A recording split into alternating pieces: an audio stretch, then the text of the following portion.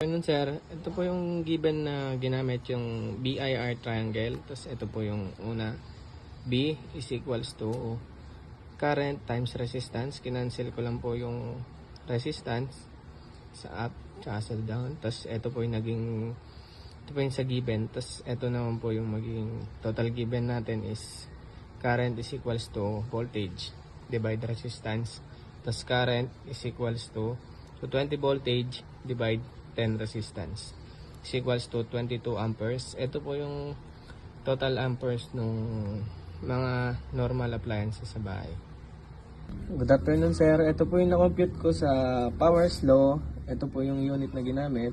Kinompute ko po yung amin pong Sharp fully automatic washing machine. Ito po yung rated power input niya po pag po naka-watch is 367 watts. Ito po yung rated niya pag po naka-input. Yung sa spin, ito po 241 watts.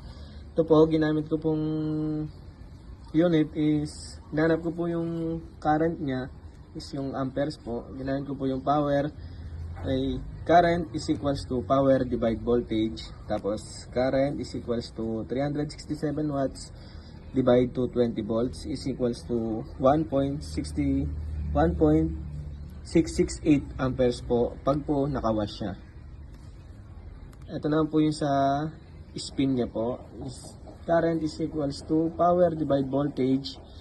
Current is equals to 241 watts divide to 20 volts is equals to 1.0095 amperes. Ito naman po yung dumadaloy pong kuryente sa kanya kapag po naka-spin mode po siya.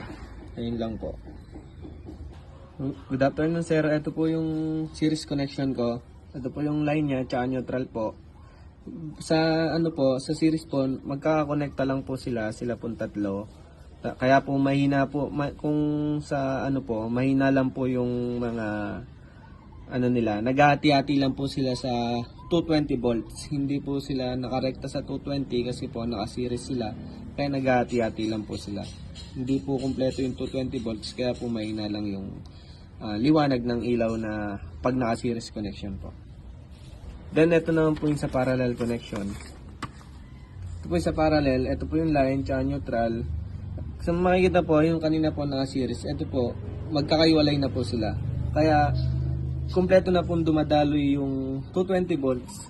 Kaya po, maliwanag na po yung ilaw. Hindi na po sila naghahati-hati sa isang 220 volts. Kumbaga po, kada isang ilaw po ay 220 volts na po yung dumadali sa kanya. Kaya po, maliwanag na po siya. Ito po yung tatlo. Ito po, line, papunta po sa line. Tapos, nag-jumper po, papunta po dito sa isa. Nag-jumper po, papunta po sa isa. Tapos, ito po yung sa neutral. Papunta po sa isa. Nag-jumper po dito, papunta po sa isa. Tapos, nag-jumper po, papunta po sa isa. Kaya, ayan po yung sa parallel connection. Ayan lamang po. Magandang araw po. Ako po pala si GJ. From Sampaloc, Pampanga, 3A Electrical Technology. Ngayon po ipapaliwanag po natin ang Ohm's Law, Power Law, and Series and Parallel Connection. Ngayon po meron po tayong mga kagamitan dito sa bahay. Iko-compute po natin siya gamit po ang mga Ohm's Law and Power Law sa ating pong gagawin ngayon. Ito po ang ating pong description. Ngayon po ipapaliwanag po natin ang Ohm's Law. May tatlong unit po ang Ohm's Law. Ito po ang voltage. This is current and resistance. Meron po siyang unit na V. Ito po na po current ay I. And then resistance R. Ngayon po, meron itong unit of measurement po ni V is voltage. Volts. Si I naman is ampere. Amperes. Si ohms naman is R ohms. Ngayon, meron pong computation ang Ohm's Law. Ito po ang ginagamit nila computation ng Ohm's Law. Dito po ay V, dito po ay I, and R. Paano po ba gamitin ang tatlong ito? Meron po silang formula na ibig sabihin po nito, ang task po na ito is division. Ito naman po ay subtraction. Ipapaliwanag po natin kung paano. Burahin ko lang po. Kung tayo po ay meron po, ito po ay tawag nila ay triangle. Ohm's Law triangle. V, I, and R. Kung ating pong hinahanap ay V, ito po ang magiging formula niya. V equals I multiply R. Yan po ang magiging formula niya. Kung ang I naman po ang hinahanap natin, tatakpan lang po natin ang I over voltage divide R. Yan po. And then, kung R naman po, tatakpan lang po natin ang R. Voltage divide I naman po. R, resistance. Voltage divide I. Pagbibigay po tayo ng sample kung paano po natin malalaman. Ipapaliwanag natin ang power law. Yun nga po, meron na po tayong mga ginamit na formula. Ito po ang magiging formula po natin. Nakakuha po ako ng isang kagamitan dito po sa amin. Ito po siya. Meron po siya volts, 220 volts and power 1.5 watts. Yun po, i-compute po natin kung ilan po yung current yung nagagamit. Power is 1,500 watts. And then, volts naman po is 220 volts. Kukunin po natin ay ang current na po. Tatakpan lang po natin na ganyan. Ito po ang magiging formula po natin.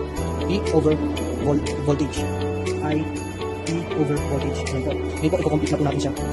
I over 1.5 plus. Over 1.20 volts plus 1.5 divide 220 plus 6.81. Ito po. Ngayon naman, yun po sa nakuha ko kung nakita ko pong rice cooker namin. Meron po akong nakuha 220 volts. 220 volts na lang. Ito po is volts. And then, ang power na po is 300 watts. Kukunin naman dito natin ang kanyang para sa kusang lang. Meron po tayo I over E and B. Meron po tayo natin ang kanyang ganito. Ito kami mga I over power is 300 watts and 130 volts. Ang higing mas pinag sa 100 divide 230 volts is 3.04. Ito po. Try po natin kung tama po ba yung natin. 230 times 3.04 volts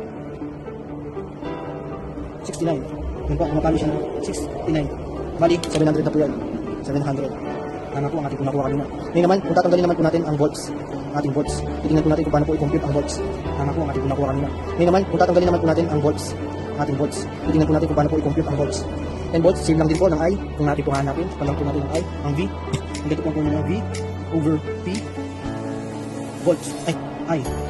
Yan po ang magiging formula na. Bali, volts, compute na po natin over 700 watts. And I niya is 3.04 ampere. Equals, natin natin kung tama din po ba? 700 divide 3.04 equals 230 volts. Tama po. Tama po.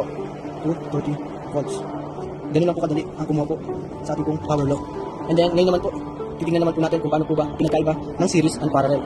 Sa ating pong next video, ito po ang halimbawa ng series connection and then parallel connection. Ano nga pa po ba ang pinagkaiba ng dalawa? Ang series connection is the one-way connection. Isa lang po ang connection nilang nanggagaling sa ating pong supply. Kung meron po tayong A dito and B dito, magkaisa lang po, magkatulong. Ngunit ang B connection naman po, B and A ay more than one na connection po sa ating pong parallel. Ano po ba ang useless na palagi ang ginagamit po dito sa ating pong parallel and series connection? Ang advantage po ng ating pong parallel is kapag po ito napukot dito, yan po, kung nakat po yan naging normally open, aandar pa din po ba to? Yes, aandar pa rin po yan. Sapagkat ito lang po ang mawawala. Pero dito po, once na nakat po yan dito, naging open pa rin, open series po yan, lahat po yan mamamatay. Lahat po yan mamamatay. Ano po ang maganda pong gamitin sa ating mga bahay? Ito po ang parallel connection. Dahil ito po ang failure does not affect all device bulb. Kapag nawala po ang isa, hindi po lahat madagamay o hindi lahat maapektuhan. Ngunit dito, sa ating pong series, kapag ito, ang isa ay nawala, ang isa ay naputol, nawalan ng series ng connection,